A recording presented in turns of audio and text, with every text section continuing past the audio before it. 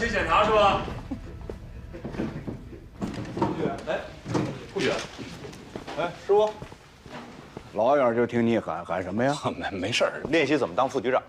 哎，通知你们一下啊！哎，薛家健已经押送看守所了。什么理由？倒卖乙醚。好啊，碎尸案虽然到目前没有落实，但是至少我们已经把薛家健是盯住了，为你们争取了时间。到了这一步，对预审你们还有什么意见？我们对他那个什么爱怎么地怎么地呗，他们不行。你这什么态度？哎，挺好，哎，行，回事儿吧。哎，别的我不管，我就关心一件事儿，这主意谁出的？主意嘛，我果然，女儿，行吗？行不行？特别行。那就好。我就说我这个师妹真的是挺厉害的，我就眼看着成长。哎，谁这个之前啊，一直说我们开颜这儿不行那儿不行来着啊？不二哥说的吗？有二哥，你说的没有啊，我大侄女，我能说她吗？我无所谓，还怕你们说吗？我闺女我不了解吗？跟她爸爸我一样，抗击打、抗压力，警察基本的素质全都有。将门虎子嘛，对吧？有其父必有其女，所以我要向您学习，不是向开颜同志学习。向我师傅学有错吗？没错，那不就完了吗？当你副局长吧。这个同志有点意思啊！今天这是吃错药了，还是打了鸡血了啊？他怎么了？报告领导，刚才技术过来说发现一枚指纹，对，就在梁云他们家。如果比对出来的结果，这枚指纹是薛家健的，那薛家健碎尸案跑不了。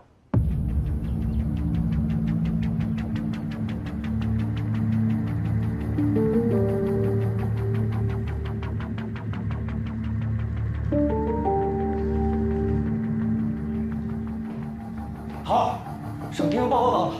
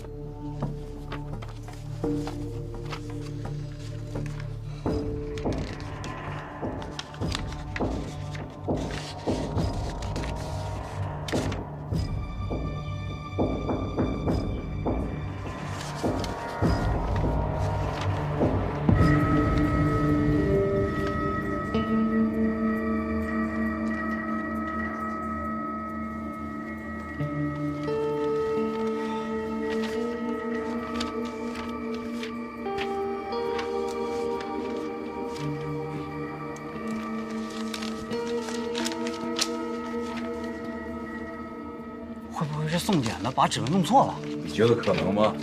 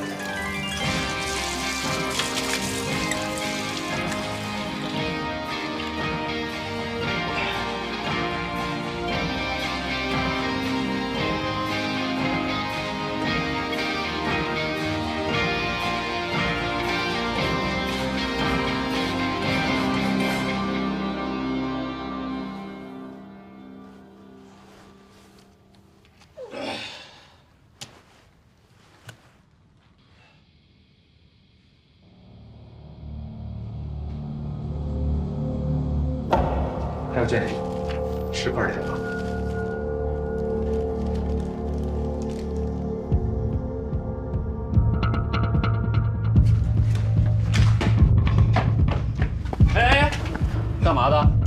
事情怎么对待？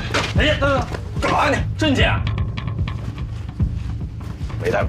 哎，没正气不能进啊！你看清楚我的脸，刑警队队长魏国平。那也不行。哎。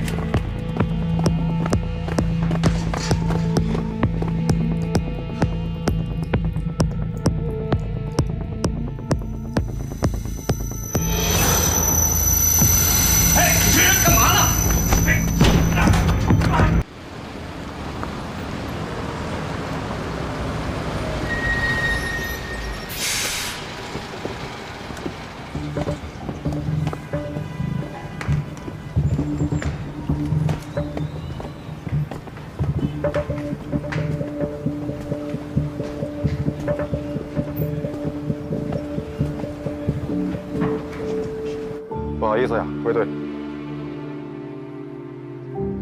摊子，我的问题，你没事吧？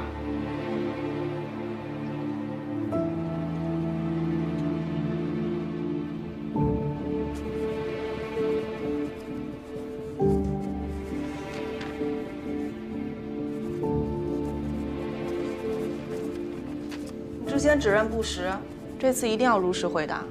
说假话是要负法律责任的。好，我知道。2月24号晚上，你到底有没有见着在福安里扔包的人？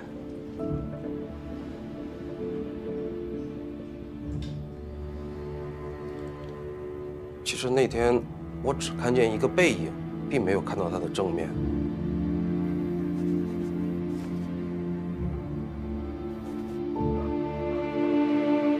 听说那个目击证人说的假话。哎呀，可不，已经另案处理了。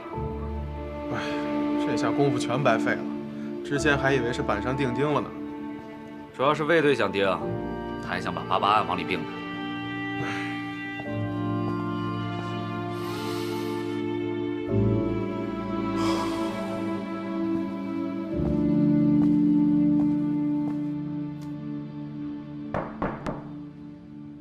进。哟，啊，梁局，快坐。怎么？我听说案子又陷入僵局了。看见抛尸人的那个男青年啊，已经承认，他看到的只是个背影。对体貌的描述呢，也是稀里糊涂，所以啊，这条线，这不等于断了吗？另外呢，尸块里的碎石也被证实不是来自呢梁云家的现场。现在呢，唯一让我们高兴的，就是梁云找到了，人还活着，活着。据他本人说，他跟薛家健分手以后呢，跑到外边旅游散心去了。我们呢也找旅行社进行了核实，情况基本属实。不管怎么说，不再多出现新的受害者，就是好消息。另外，我听说 DNA 的检测结果也出来了。对，鉴定结果呢，可以认定死者是于爱卿。这对我们来说，也算是个不小的收获。最关键的是，薛家健被咱家丫头用乙醚的案子给摁住了。虽然说现在只有性侵的线索，但是碎尸案还是可以沿着这条线索继续查下去嘛。苗局，别安慰我了。现在可以认定啊，薛家健根本就没有抛尸的时间，所以啊，碎尸案这个凶手一定是另有其人。至于魏国平呢，死抱着88案，非要跟薛家健外出这个时间的巧合点往一块捏，驴唇不对马嘴，成为不了直接的证据，是不是？一码归一码吧。在整个案件推进过程当中，他的表现还是不错的。救高秀莲、找艾莹、抓薛家健，都是他和3队做的。你就别夸他了，再夸他更摁不住了。光去闯现场就这一项，就必须要严肃处理他。说实话，一开始所有的证据都指向薛家健，大伙儿在心里啊也基本上认定他就是真凶。现在突然被推翻了，这搁谁那儿都会被闪一下。闪？魏国平闪的太少了，他应该再多闪点儿。你呀，就是嘴硬。真的不心疼你这个徒弟？怎么办呢？这我抓的是全局的业务，我不能为他一个人考虑吧？这个事情对他的打击可真是不小啊。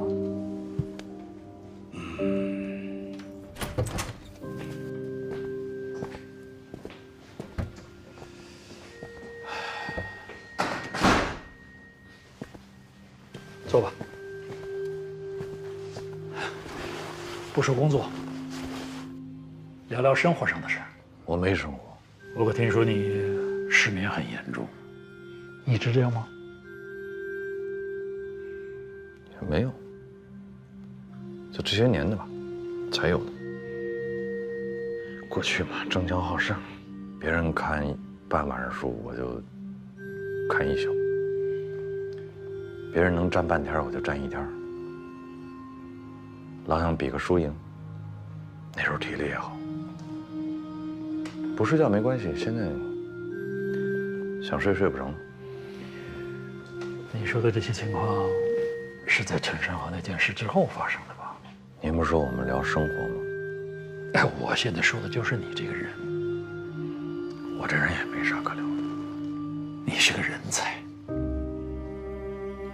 一个优秀警察应该有的特质，你都具备。忠诚、勇敢、执着、不怕困难。你的经验、头脑、你的领导力都很出色。冷不丁夸我感谢领导。我这就说到你的缺点，你的缺点其实也就是你最大的优点——执着。可执着这个东西，它是个双刃剑。要是没有恰如其分的控制，那它就很可能变成一个致命的弱点，变成偏执。对，偏执。您不是第一个说我的这个问题，我相信也不会是最后一个。听你这意思，是不打算改了？想啊，改不了，跟失眠一样。还是因为陈山河吗？咱能不提这茬了吗？您接着找找别的缺点。我挺爱听的。作为一个老公安，我知道你是种什么滋味。一开始是震惊，你也不愿意承认，然后是愤怒，是悲伤，你也不知道从什么时候起，这种情绪就会变成一种自责。你会问自己，为什么死的那个人不是我？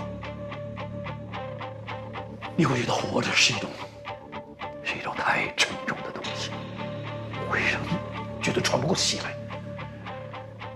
你不敢喝酒，你甚至不敢睡觉，恐惧一切可能会让你失去冷静的东西，因为哪怕是一点点、一瞬间的脆弱，都会让你觉得死去的战友还在。三队弟兄在等我，我能有点事儿先去处理一下。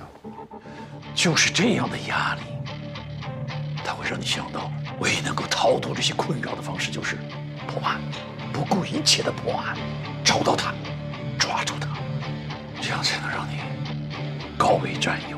没错，才能解脱自己。没错，就是这么想的。我就要破这个案子，我就是想把这个人抓住，而且我一定能抓住他。我向他保证过。我经历过和你一样的事情，我也走过同样的弯路，所以我希望你不要被这种情绪左右，不要失去你的冷静。这是破案的大忌。徐领导提醒。我们现在可以聊聊另外一件事了。聂小雨，他是你什么人？我是电机厂子弟，我父亲和聂宝华的爸爸是以前在一个车间，所以我跟聂宝华是从小一块长大的。聂小雨是聂宝华的亲妹妹。我问的是，他是你什么人？朋友。普通朋友还是男女朋友？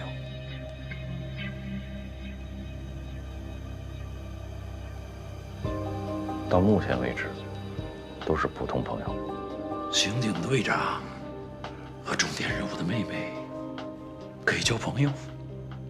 为什么不可以？他没有违法犯罪。你不要误会啊！警察要查案，社会关系要过。我知道，水至清则无鱼，我懂。不过一定要把握好分寸，不能越界。没有越界，一直都没有。而且他跟他哥不一样，聂宝华所有的事情，聂小雨都没有参与过。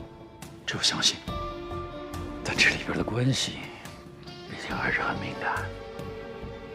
瓜田李下嘛，你又是这么一个身份，还是要避嫌，尽量。现在我可以走了。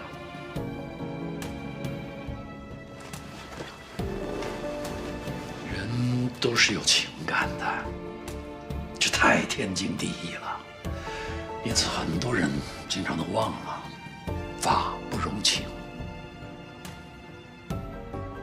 我希望你不要忘了。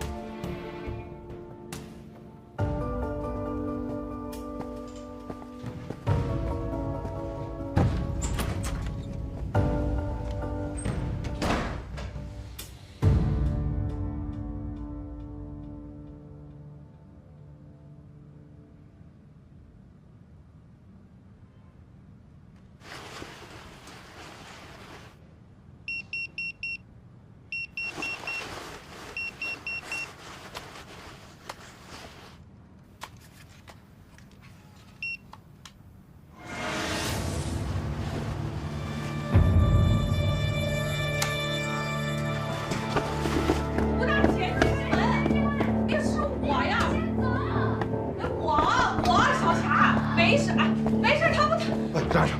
哎呀，你快来，快开点门！哎呀，哎，你别砸你哥！你让他走，你没事吧？让他走。让谁走？哎呀，他把你当成他了。什么？派出所跟我们说这儿住了一个刑满释放人员，我们说就过来看一眼，结果你看小霞吓成这样了。人在哪？那儿，对面。谁呀？这是？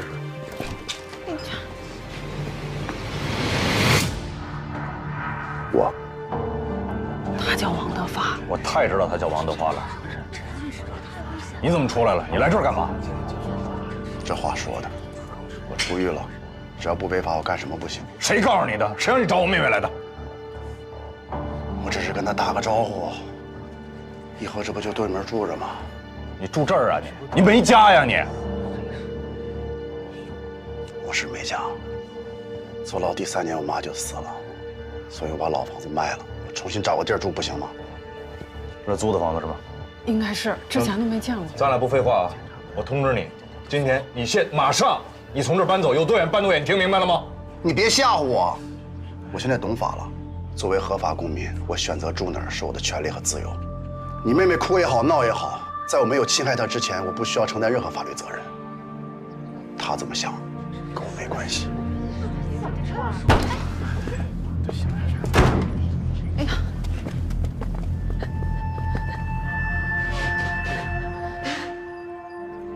小霞，你让他走，让他走。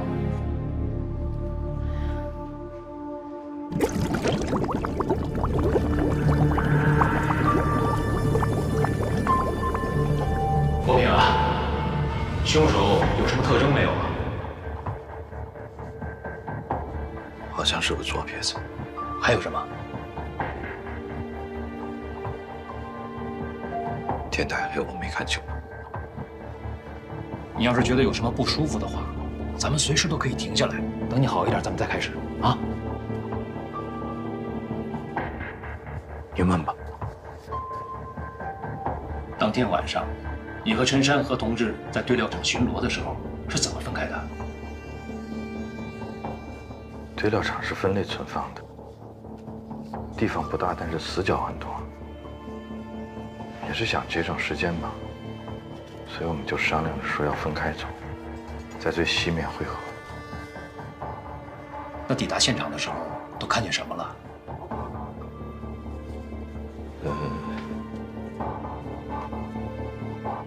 嫌疑人拿刀要捅受害人，我喊了一嗓子，山河回应了，然后我跑过去，嫌疑人把受害人一推，就跑了。那受害人怎么样了？应该吓坏了。那你呢？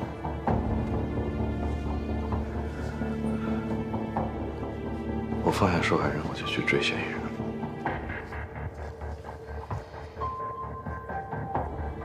嫌疑人有没有脱离你的视线？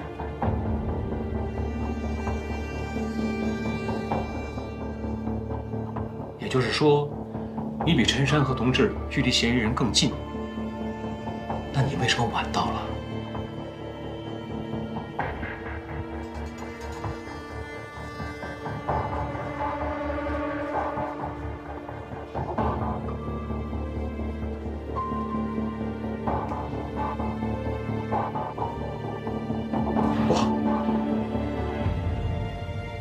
我跑错路了。你对电机厂那一带很熟悉啊。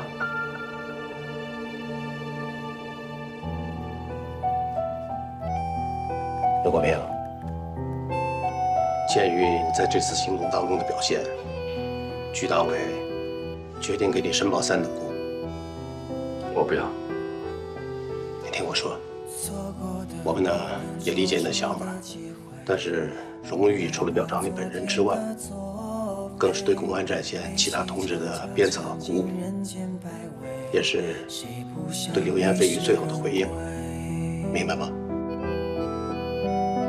遗憾的这次心碎过几回，疼痛强烈深有体会，勇往直前无法与生媲美，生来平凡啊也对。面对着风霜，写下对错问心无愧。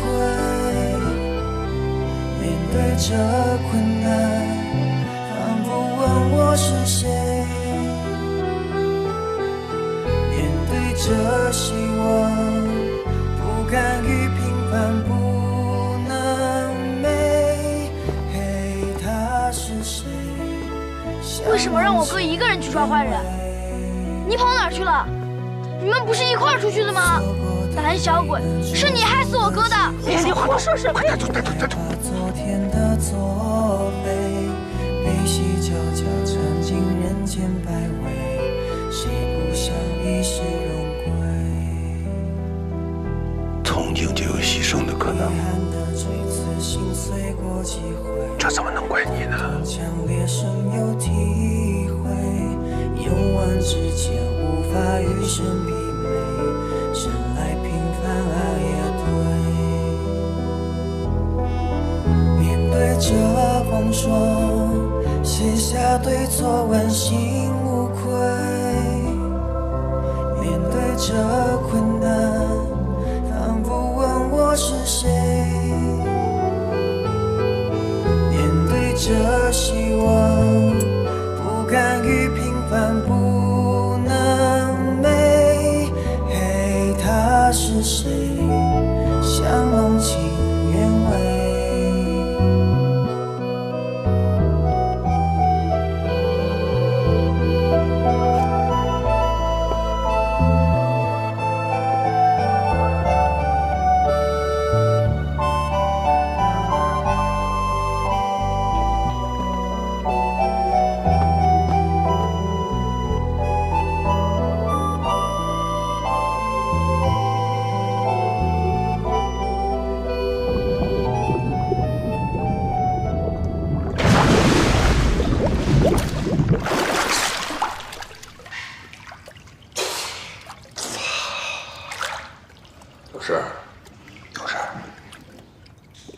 大事了？说呀。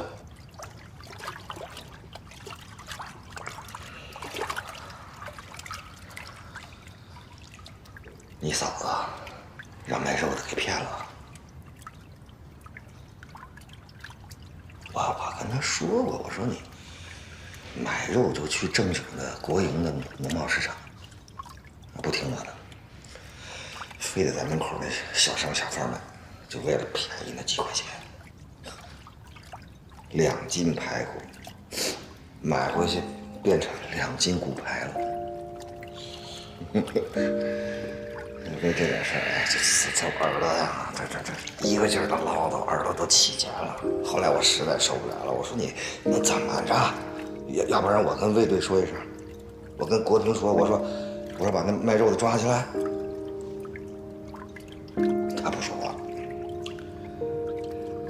二哥还是羡慕你啊，单身一个，也没媳妇儿。也没人在你身边唠叨。哎，我姑娘打架的事我跟你说了没有？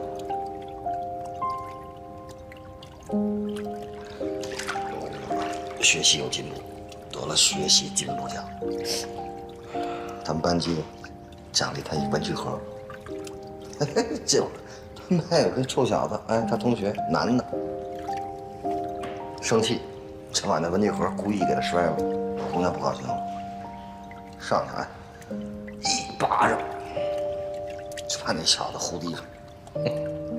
你说挺文静一小姑娘，怎么这么大劲儿？这像谁呀？这是？我小时候挺腼腆的呀，不像我呀。哎，这脾气，这跟你有点像。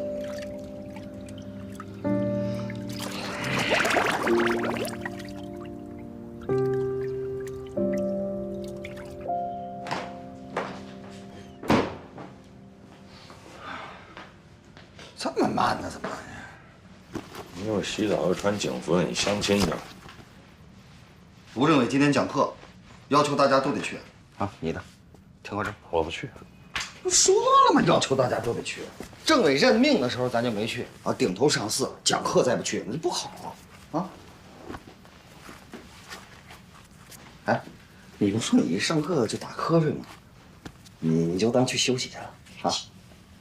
我穿警服。哎呀，我人去了就行，快点别磨叽了，等你啊。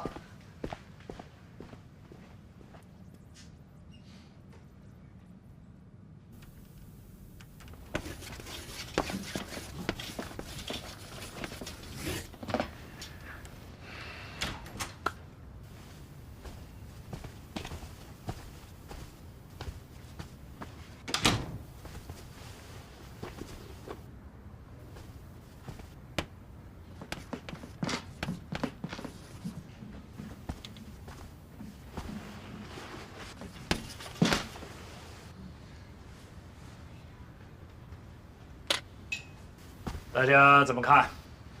有没有人可以跟我们说一说什么叫恶意？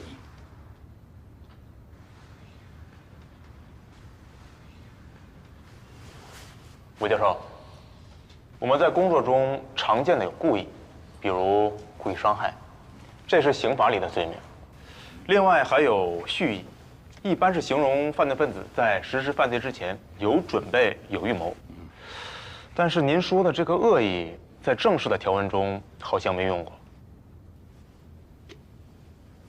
吴教授，我认为恶意啊，它就是一个不良企图。我相信在座的同志们都侦办过故意杀人案，这就是典型的把恶意变成犯罪事实的行为。所有恶性犯罪呢，都是这些犯罪分子恶意的体现。那恶意不就是犯罪动机？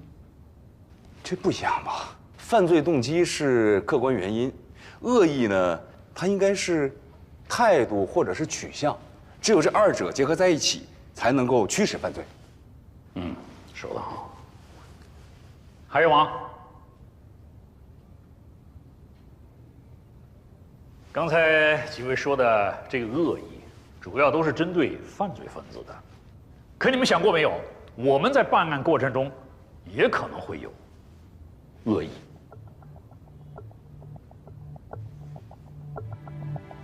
老师，您说的恶意具体指的是什么？问得好。因为千百年来，历朝历代干我们这一行的，他的侦办思路其实是有罪推定，也就是说，我先认定这人是有罪的，然后再根据这个逻辑去办案。大家想一想，当你已经在内心认定一个人是犯罪分子的时候，接下来你在办案过程中，每一个小锁、很小的线索，只要它符合你这个逻辑，会加固你这个逻辑，你都有可能去把它放大，再放大，变成证据。而跟你这个逻辑相反的、相悖的，再明显、再大的线索，你都有可能忽视它。你可能会怀疑它、排斥它，甚至直接推翻。师傅，现在这个碎尸案有没有可能和88年226案挂上钩？什么叫以前？1988年你在干什么？1988年2月20日，还有1988年3月9号晚上，2月7号，92年11月5号晚上你在干什么？88年割喉案的这个人一藏了整整4年。突然有一天，被他身边的一个熟人发现他这个情况了，于是他迫不得已必须杀人灭口，但是他又害怕我们警方发现他的社会关系，找到这个人，于是怎么办？他必须碎尸，碎尸正好能掩盖他割喉的手段。请问这么想有问题吗？这么大胆的想有问题吗？我们现在查的碎尸案，你问的全是88案的问题。因为我认为这2个案子很有可能是他一个人干的，这是一码事。干解剖的呀，还是干碎尸的？我要的是确凿的证据，不是被谁吓出来的口供。本案受害人遭遇性侵了吗？薛家健就不是左撇子吧？还有，88年他才多大岁数？医学院的学生，他能看出那么大的吗？我没见过你啊！我上大学那会儿，没毕业呢。什么叫个人色彩太重了？哦，您是觉得说我要并案，我是因为我这么多年心里这个坎儿过不去吗？我难道不是吗？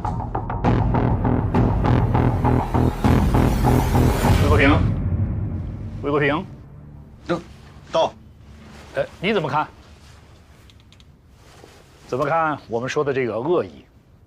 这样吧，我换个问法，以你自己的工作经验，在破案过程中有没有过因为这种特殊的恶意而影响你的判断，甚至判断失误？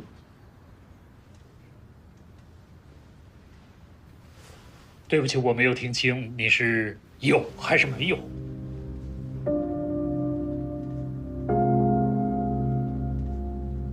有，很好，承认自己有，就是消除恶意的第一步。魏国平很真诚，也很勇敢。说一个警察是不是勇敢，那还不光是要看他是不是奋不顾身、不怕死。还要看他敢不敢于直面自己的内心，敢于打破自己的思维定式，推翻自己，否定自己。因为人要做到否定自己，这是最难的。这个过程非常痛苦，很折磨人，一点都不亚于那些没日没夜的蹲守、大海捞针的排查、流血流汗的抓捕。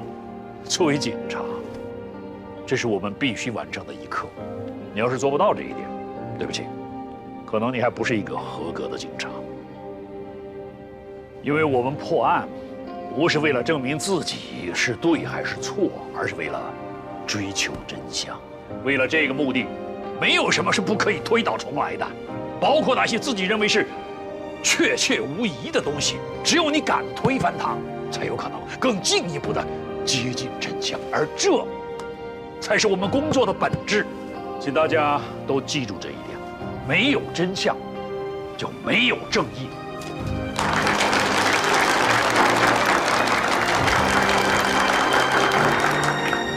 好了，言归正传，现在来谈谈我们今天的主题：刑侦的方法与手段。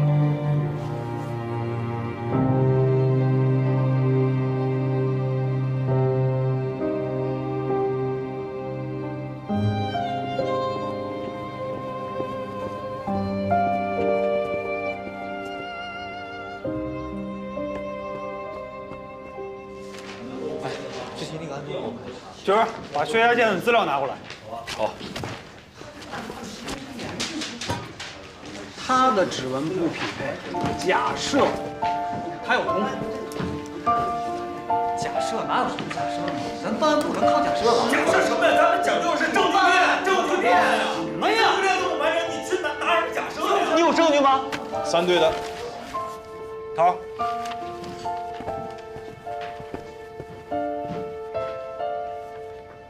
之前，因为这个我个人的一些原因啊，一直是要把88年的旧案和我们眼前这个碎尸案并案侦查，甚至坚持地认为说薛家健就是这个案子的凶手，哪怕说证据已经摆到我眼皮子底下了，我还在这钻牛角尖，确实害得大家是跑了不少弯路。对不起大伙儿，我给大伙儿道个歉，对不起啊。头儿，你别这样，头儿，别这样。没有，现在啊，我们3队内部，我们先把这个事儿分清楚了，就这俩案子不是一回事儿。薛家健呢，还是以性侵为方向，这个另案侦查啊。那碎尸案呢？从现在开始，大面积进行指纹的采集和比对，深挖与爱情的社会关系。一句话，咱们从头再来。是。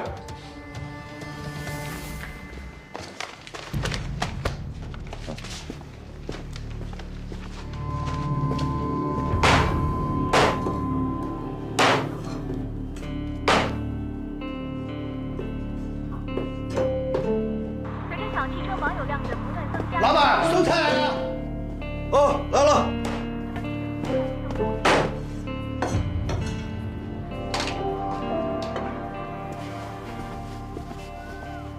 成为大家日益关心的话题。那么记者今天在街头走访时啊，就遇到了这样的一幕，让我们跟随镜头一起去看一下。你好，先生，请问刚刚是不是您电话？别拍啊！别拍！人给他走了。你好，先生，请问刚刚是不是您先闯的红灯呢？哪里的呀？不要拍了，关了，这要关了。老板。我从这边开过来，警察同志，吃饭啊？你是这儿的老板姜广善吧？是。啊，我们是派出所的，过来采一下指纹。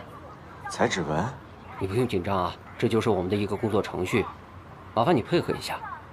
哦，您稍等，我手上全是油，我洗个手啊。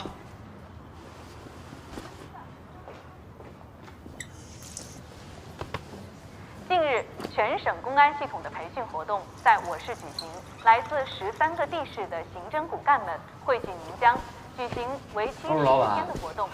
你还挺关心咱们宁江新闻嘛？讲座等多种方式，好，这就开着听个响。业务水平，进一步规范刑侦工作。您看这是要怎么弄？我看。你这手怎么了？就前2天给割伤了。哦，能取下来吗？能啊。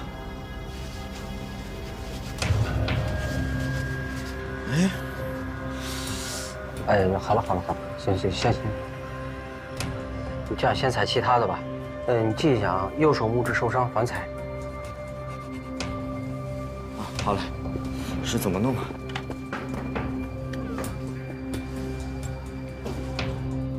是不是最近有什么大案子啊？嗨，哪有那么多大案子？这就是正常工作。是，不该打听别瞎打听。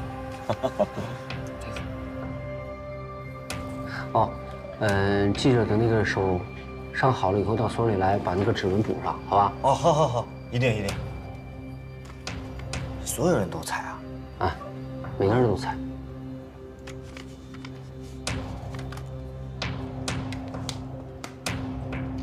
来，这儿签字。好嘞，签这儿啊。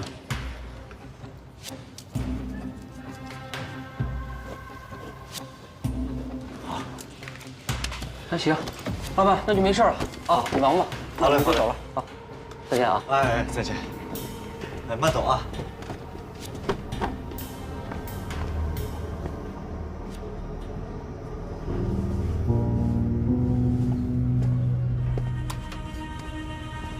进一步发展打下坚实的基础。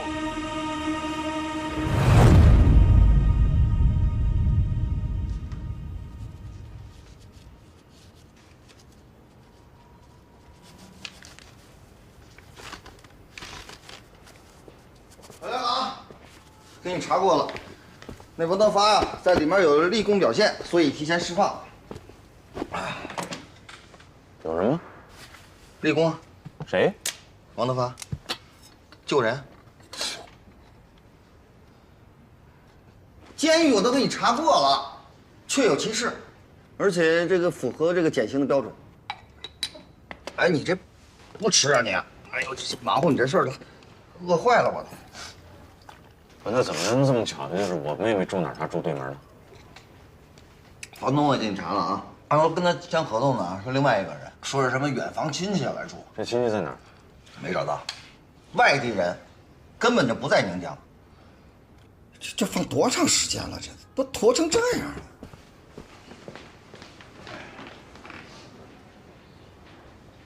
一个大老爷们有本事冲我他哥来啊！啊，就干咱们这行的啊！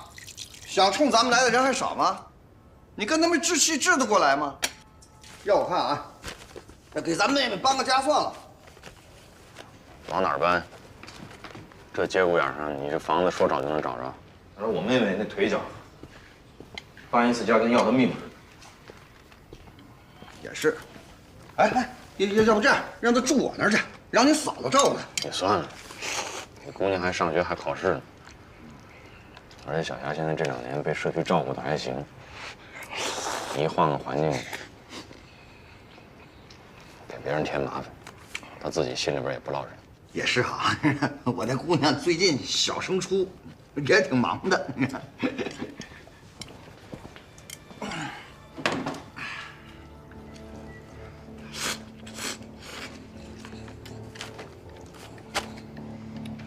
哎呀，二哥呀！你说怎么就没有一件事儿顺了？虎子爱营、薛家健也是，都不是碎尸案的凶手，也跟这个88案也……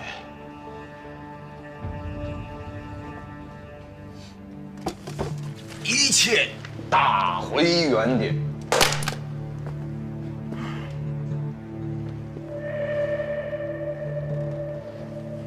总觉得他还会再跑，东西没扔完，他肯定还能再跑。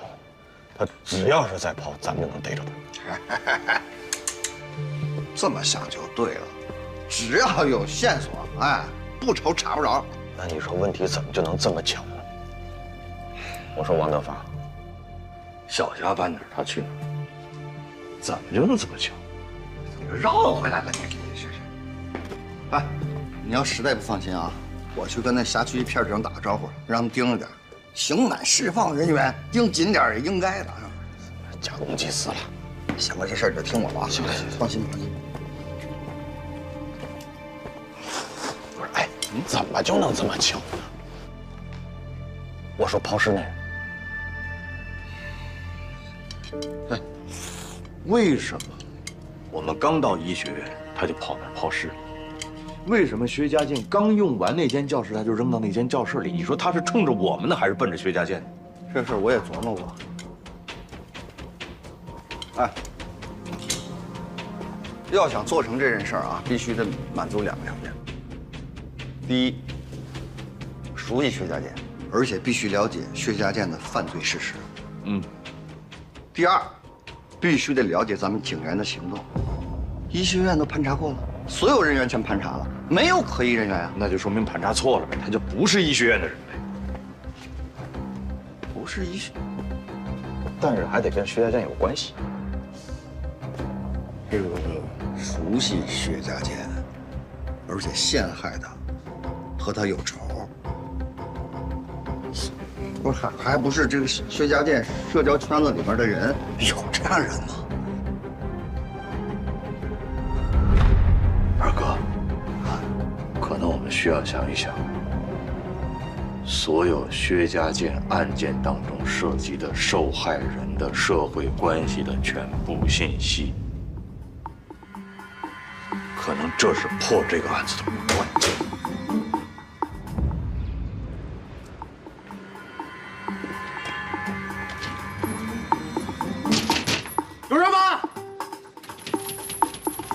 没吃饭呢你这。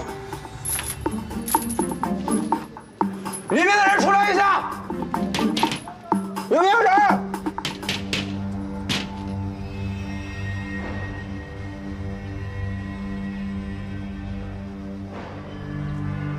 我定他们啊，必须得上进口原装漆。一定一定。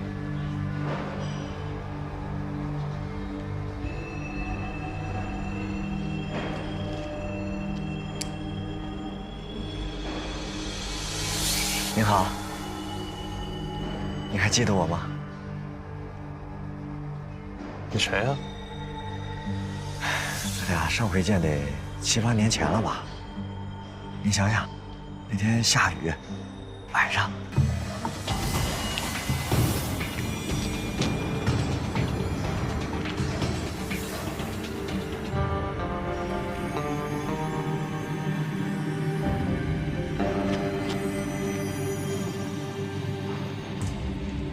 你怎么找着我的？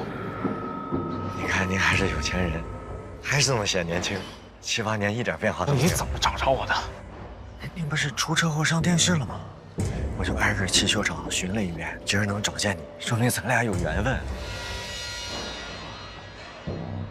你找我想干什么？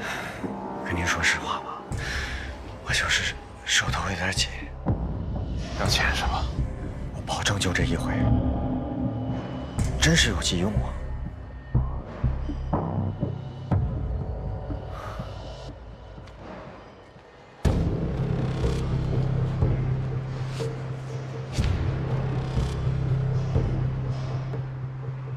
谁少？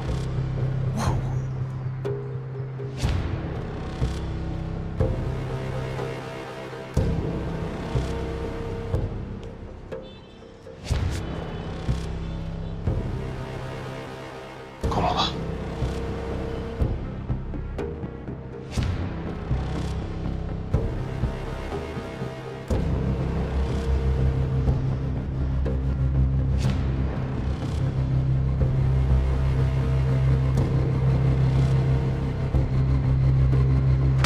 我跟你说，这条狗这本是这么多钱，你知道吗？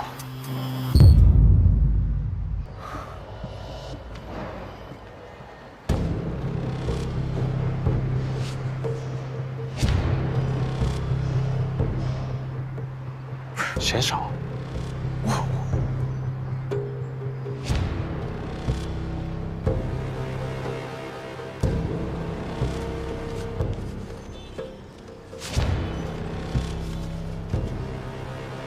够了吧？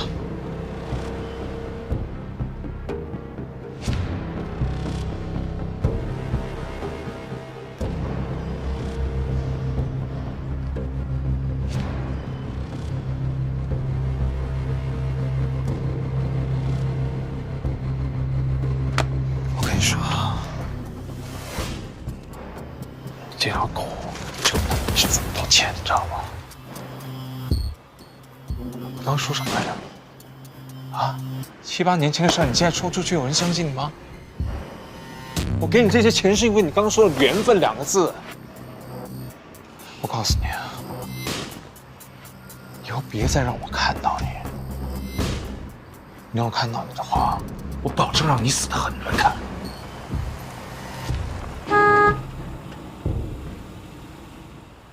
来了。记住。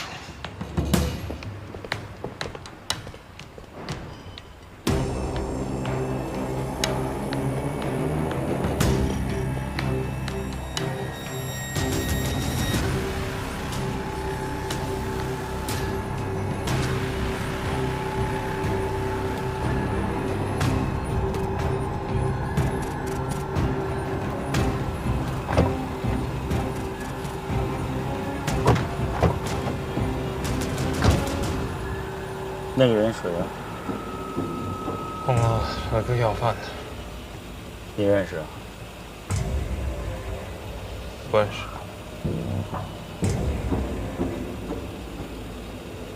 走啊！